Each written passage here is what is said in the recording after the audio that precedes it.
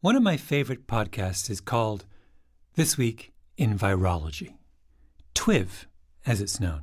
This Week in Virology, the podcast about viruses, the kind that make you sick. On the show, a prominent virologist named Vincent Racaniello has a weekly chat with colleagues from around the country, updating their listeners on the latest news from around the world about microbes. TWIV is a very big deal. It's the Tonight Show, only for virologists. For my birthday, my friend Charles got me a TWIV t-shirt, which I'm wearing right now. TWIV has taught me more about science than almost anything I can remember. And one of their most memorable episodes is called I Love the Smell of Vaccines in the Morning. Many people sent this to us asking our thoughts. And so there you go. We're going to give you our thoughts. I Love the Smell of Vaccines in the Morning came out in the winter of 2022. The TWIVers wanted to talk about a study that had just been published entitled Safety, Tolerability, and Viral Kinetics During SARS-CoV-2 Human Challenge. This is a study where you deliberately infect human volunteers under very carefully controlled conditions. They're under hospital care. They're isolated, right? You've got antivirals and monoclonals at the ready should anything happen. The Human Challenge trial had 36 unvaccinated subjects, all between the ages of 18 and 29. All volunteers who agreed to be infected with COVID in a concentrated dose administered through the nasal cavity. The aim of the study was to figure out a crucial bit of information that was still unknown in the early days of the pandemic. How large a dose of COVID do you have to be exposed to before you get infected? SARS-CoV-2 is not without risk. I mean, it's not Ebola, right? But it's not common cold either.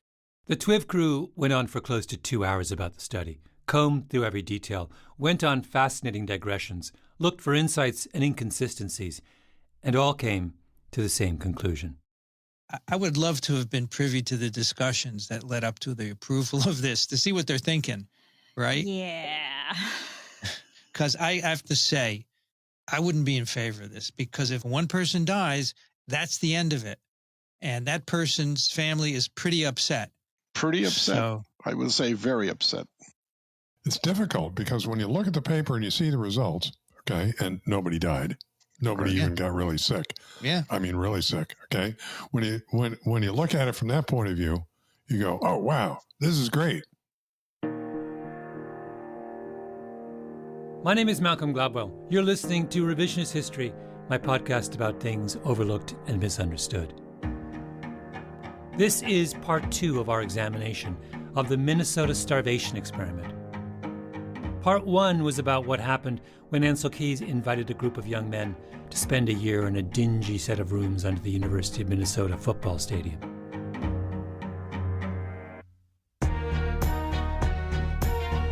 This episode is about the strange way that so many scientists think about the morality of human experiments.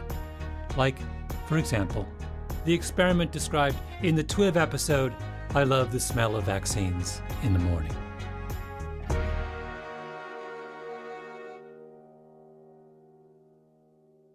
When the crew at This Week in Virology start talking about the experiment, they sound reasonable. There was very careful consideration given by the authors and a whole bunch of other people as to whether they termed it ethical. So no matter what we might think, okay, there are a whole bunch of people who thought that this was just fine. That's Rich Condit of the University of Florida, another of the TWIV mainstays. Medicine is typically in the business of trying to make sick people healthy, but there's no question that you can learn more by making healthy people sick. Making healthy people sick means you can study a disease from the very beginning, as opposed to the point where the patient shows up in your office. It means you can choose exactly the kind of disease you want to study, the precise strain of virus, the exact species of bacteria. You can choose who you want to study, young people, old people, world-class marathoners, the thin, the overweight. You can compare different treatments easily and cheaply. But when you go from healthy to sick, you have a big ethical problem. The Hippocratic Oath all physicians take says, "First, do no harm." So how can you justify infecting healthy people with a potentially deadly virus? If I were confronted personally with whether or not to launch or support this study, I'm not sure I would do it. Then Brianne Barker, a virologist at Drew University, chimed in. Yeah, I was trying to imagine if I was in this age group, would I be interested in being in the study? And my answer was absolutely not. Mm-hmm. The more they talked about it, the more adamant the TWIV crew became. I would not have approved this. If I were on the committee, I would have voted no. At some point, there's going to be a young person who seems perfectly healthy, who's got something we don't know about and is going to die here. And that's what I'm concerned about. And I don't know how. I'm sure these people don't know anything we don't know. All right? I don't know how they can sleep at night. Now, why are we spending so much time on the issue the TWIVers had with this obscure COVID study? Because the Minnesota starvation experiment was exactly the same kind of human challenge trial. Ancel Keys took 36 perfectly healthy young men and made them sick by starving them for months. A study like that should raise 1 million red flags, right? The Minnesota starvation experiment ran during the final year of the Second World War, and the subjects were all drawn from the pool of men who had refused military service, conscientious objectors. There were about 72,000 registered conscientious objectors in the United States during the Second World War. Some served in the military in non-combat roles. Others chose alternative service and were put to work fighting forest fires or staffing hospitals. They did social work in the Deep South. They worked as orderlies in state mental health facilities. Many of them were digging ditches and grading roads and doing things that simply couldn't be defined as work of national importance. That's the historian Sarah Tracy, who's been researching the Minnesota starvation experiment. Conscientious objectors had been used as medical guinea pigs, and the U.S. civilian public service and selective service learn about this. And so there is this program that about 700 of the 12,000 conscientious objectors who were doing work of national importance, so-called work of national importance, about 700 of them enroll in medical experiments all around the country. Among the researchers who used human guinea pigs was Ancel Keys. He's testing the effects of thiamine deficiency and needs willing test subjects for a long-term study in his lab. Why not these religious pacifists? He writes away and he gets about 11 to do vitamin experiments, and that goes very well. He's impressed by these conscientious objectors. They're dedicated, they're committed, they're excellent research subjects. It's from this pool of volunteers that Keys draws the first of the subjects for his starvation experiment. Now, if you want to make healthy people sick, you have to be completely sure that your subjects are acting autonomously, to use the word favored by ethicists, meaning did the subjects make their decision to join the experiment freely, without pressure or constraint? Were they informed of all the consequences? Did they fully understand what they were getting into? The NYU bioethicist Art Kaplan says it's hard for scientists now to find an easy answer to those questions when it comes to the starvation experiment. Bioethicists like me have tended not to comment much on this study. It's interesting. This is such a difficult case that I think people may have steered away from it a little bit. What makes the case so difficult is that Keys' study was conducted in the middle of a world war. His subjects were all men who had refused to fight Nazis in Europe, and because of that, they were subject to intense social pressure. People called them cowards, shirkers, morally bankrupt. Doors were slammed in their faces. And so along comes Ancel Keys, charismatic Ancel Keys. Ancel Keys with a 200-point IQ score. And he says, would you like to be part of a medical experiment that makes a difference?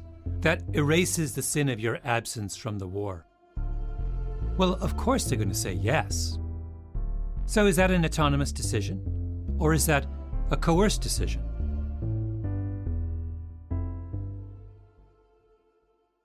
In the previous episode, we heard how one of the volunteers, Sam Legg, chopped off some of his fingers with an axe in the delirium of his starvation. And then, as he lay in his hospital bed, Legg begged Ansel Keys to let him stay in the study. Remember what he told Keys? "Doctor, for the rest of my life, people are going to ask me what I did during the war. This experiment is my chance to give an honorable answer to that question."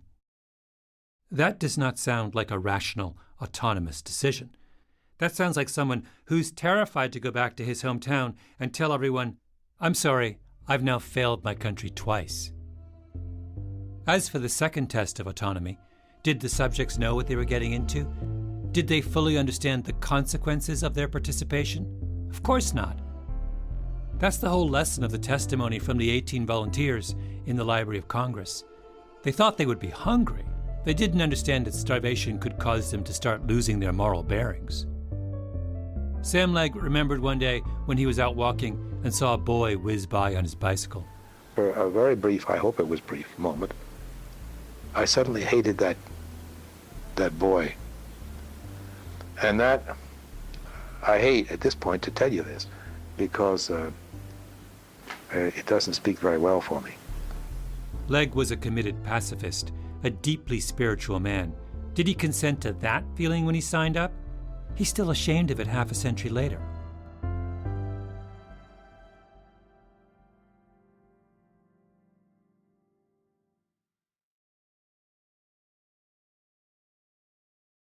Frankly, I was amazed or shocked by the study. That's Zohar Lederman, a bioethicist who teaches at the Rambam Medical Campus in Israel and is one of the few people in his field to have written about the Minnesota starvation experiment. Lederman's big problem is with the notion that the subjects, quote-unquote, volunteered. Israelis serve in the army as well. And we have a joke about volunteering for something. You don't volunteer in the army. You get volunteered, right? And we even have a special word for it in Hebrew. Only in Israel is there a special word to describe the condition of volunteering without actually volunteering. Being volunteered. So I suspect that in that environment, and again, I'm not a historian, I don't know what it was like during that time in the early 40s in the US, but I think we need to be wary of any assumption of voluntariness in that context. Lederman's point is, if an experiment isn't truly voluntary, how do we justify making the subjects suffer? If it's minimal harm, you give them diarrhea, I mean, you could say, okay, that's fine, that's nothing. But if that means that they start chewing a bubble gum all day long, or cutting off their fingers, or developing neurosis, or developing kidney failure, or two people developed kidney failure because of the study, I think at that point you should say, no, that's enough. Regardless of the potential benefits, there are some things we cannot do. There are some things we cannot do. This is exactly where the Twivers ended up as well, in their discussion of the COVID infection study. Remember what Vincent Racconello said? I'm sure these people don't know anything we don't know, all right? I don't know how they can sleep at night. Now, am I happy that scientists care deeply about the ethical implications of their field? Of course. But there's something I don't quite understand about the arguments used by those who worry about human challenge trials. Listen to this exchange, for example. The Twiv crew are digging deeper and deeper into the details of the COVID infection experiment, and Rich Condit starts reading through the fine print on the study's design. I thought it was interesting that they apparently started out by soliciting volunteers with an online application and got 27,000 responses. Wait, the people who ran that study didn't have to trick people to get them to sign up, or go to some out-of-the-way prison and use inmates as guinea pigs. No, 27,000 people looked around them at the millions of people dying from COVID and said, I'm willing to take that risk, to make that sacrifice for society. There was a line out the door, down the block, and clear across town. They were coming to us saying, we're in the middle of a pandemic. I called up Andrew Catchpole, the British virologist who led the COVID infection study. They came to us with phrases like they just wanted to do their bit for the pandemic. They felt that this was something that they could do to help. So it was really heartwarming, actually, to see that. Now, you would think that if you were a virologist on the biggest virology podcast in the world, trying to figure out the ethics of a particular study, then this kind of information would matter. That if you're worrying about consent, then that kind of overwhelming enthusiasm should maybe make you a little less worried. So, like any loyal TWIV listener, I waited for the rest of the crew to start talking about the implications of the 27,000 volunteers. I waited and waited for the TWIVers to make sense of this, and crickets. The conversation just moved on. All right. So after the screening, they're admitted to individual negative pressure rooms in a quarantine unit, 24-hour monitoring. They're screened for other respiratory infections using what's called a bio. Vincent Racconello might as well have made a big W with his fingers. Whatever. The fact that 27,000 people signed up to get infected with COVID has apparently made no impression at all on these virologists. Human challenge trials are a problem to scientists.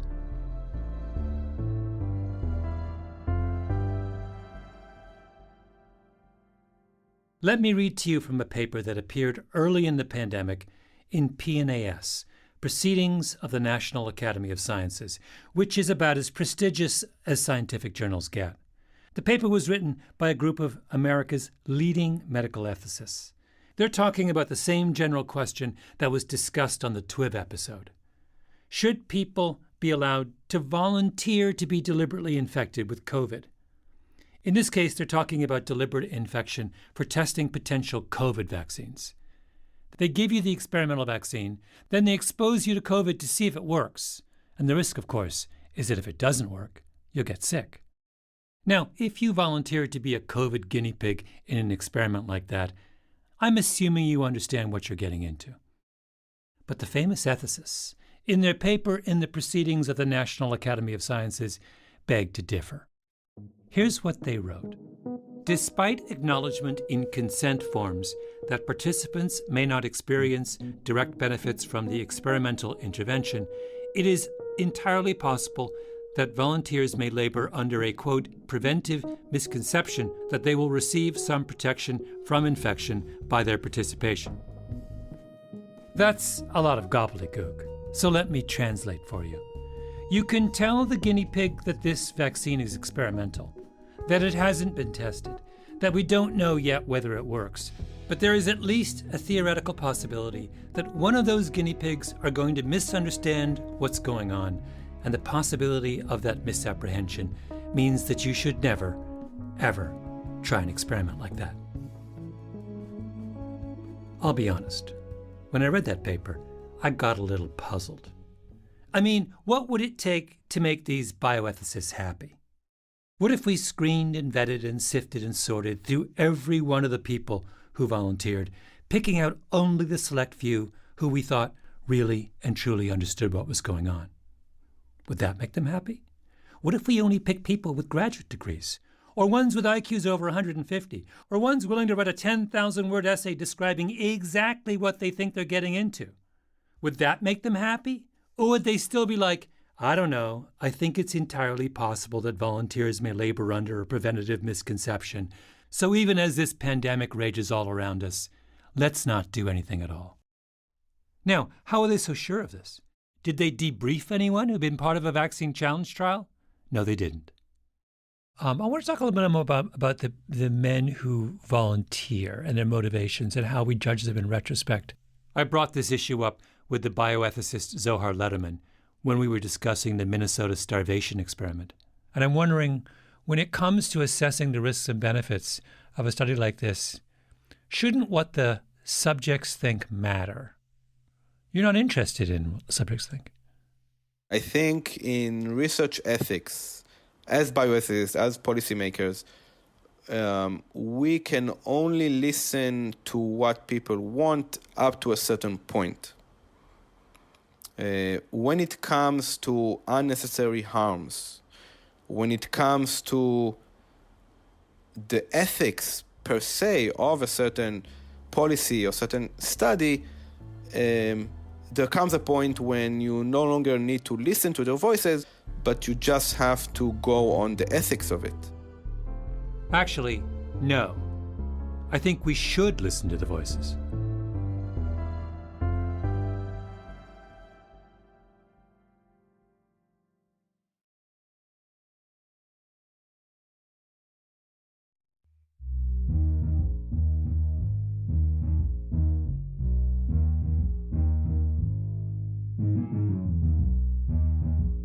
"18 of the surviving members of the starvation experiment left oral histories behind about their experience. On first listen, what's striking about them is what the men went through, their pain. But if you listen more closely, you hear something else. Why were you a conscientious objector? Well, because when I was in high school, I became acquainted with a fellow by the name of Jesus of Nazareth, and I thought he was a pretty good guy, and I liked what he said, and I liked the way he lived and the way he handled situations with other human beings.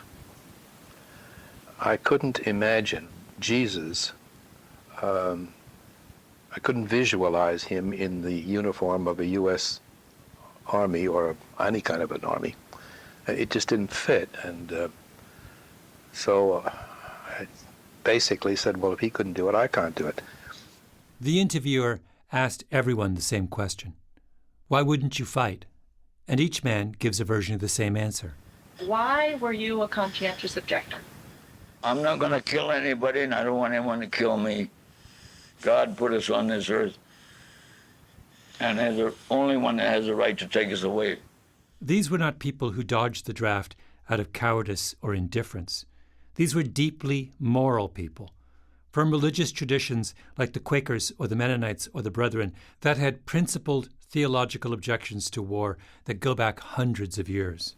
So, on the most basic level, why were you a conscientious objector?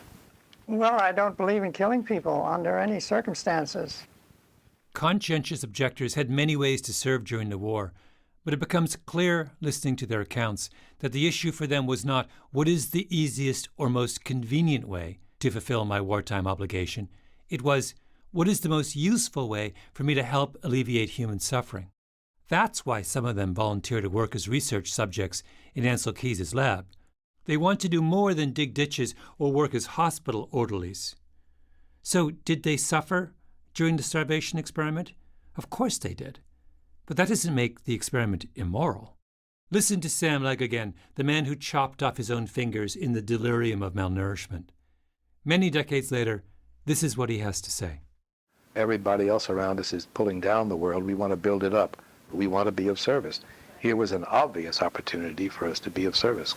You cannot form a legitimate opinion on the ethics of what happened in Minnesota unless you're willing to listen to Sam Legg. Now, immediately you'll say, oh, come on. You are a Jesus freak, which I will agree to. And so you were going to emulate Jesus. How well have you done it? And I say, that's none of your business. On this one issue, or this aspect of Jesus, I've done it. Never mind the rest. But that stuck. That was important to me. When Ancel Keys retired, he was interviewed by a colleague of his at the University of Minnesota.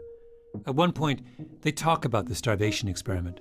There's evidence coming all around at the end of the war would see a lot of problems, and people had been semi-starved, especially in northern countries. So I went to the Surgeon General's office and mentioned this and said, we ought to get some evidence on this. And what happens when people are starved and then refed? So the net result is that I, being an experimentalist, proposed we carry out an experiment. And we got the authorization to have conscientious objectors. The net result is that I proposed that we carry out an experiment, and we got the authorization to have conscientious objectors. Ancel Keys, the great genius, wanted the world to know that the starvation experiment was his idea. But like so many other things about that study, the truth is more complicated. It goes back to Ancel Keys's earlier experiments with wartime volunteers, the experiments on vitamins. The conscientious objectors who are working in Keys's lab realize that this is a military experiment, that in fact, what he's doing is testing different rations that will have military applications.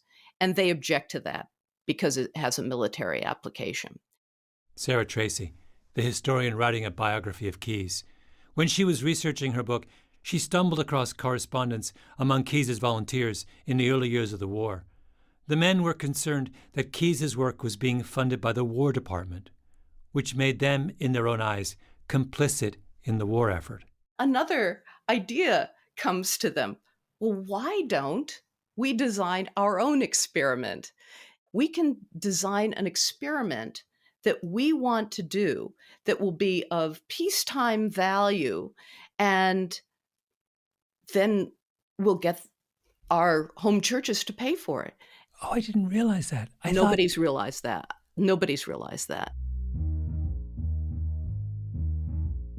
Sarah Tracy discovered that we've gotten the origin story of the starvation experiment backwards.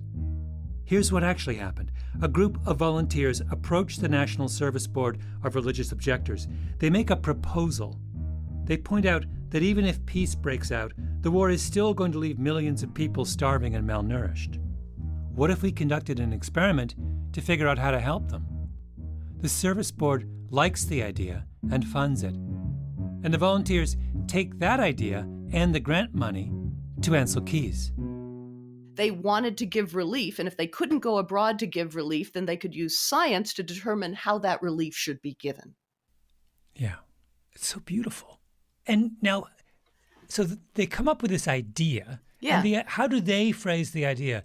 That we will starve ourselves and then see what study the best means of bringing ourselves back to health? Yes, yes. So the people who write the recruitment brochure are the conscientious objectors themselves, the vitamin conscientious objectors, right? Those religious pacifists are doing the lion's share of legwork when it comes to writing the recruitment brochure. How did you find that out? I found it by going to the Swarthmore College Peace Collection and combing through all their records. The brochure said, "Will you starve that they may be better fed?" with a picture of children overturning their bowls in hopes of finding one last grain of rice. I mean, they arrive in Keys' lab, and within a month or so, they're publishing their own newsletter, right? Called, the Guinea Pig Gazette. They published the Guinea Pig Gazette, okay? Keys published his mammoth report on the starvation experiment in 1950, years after the war was over. But the volunteers published their findings almost immediately, so it could be of use in the chaos after the war ended. A little book called Men in Hunger, a psychological manual for relief workers. The cover shows a kindly middle-aged man shaking the hand of a gaunt European against a blighted landscape.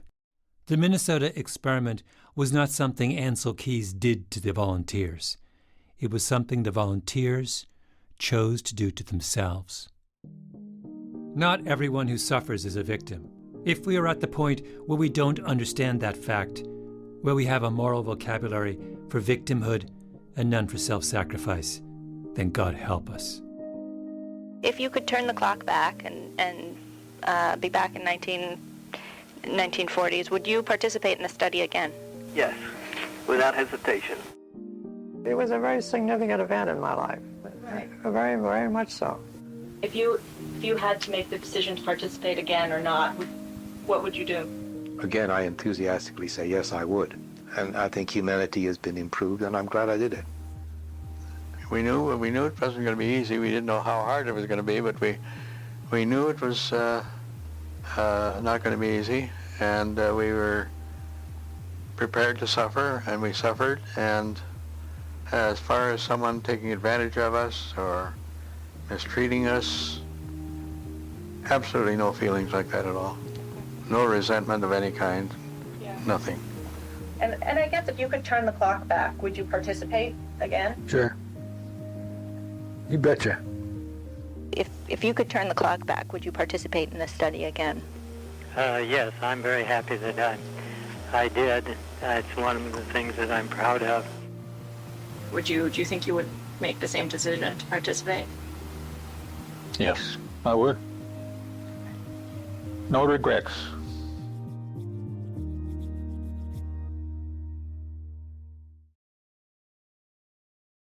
Next time on Revisionist History, the story of one more person who starved for a year so others might be fed. He had a good life. He would say he had a good life. And what happened to him and his family after that year ended. But he paid a price for what he believed, and he kept paying that price his whole life.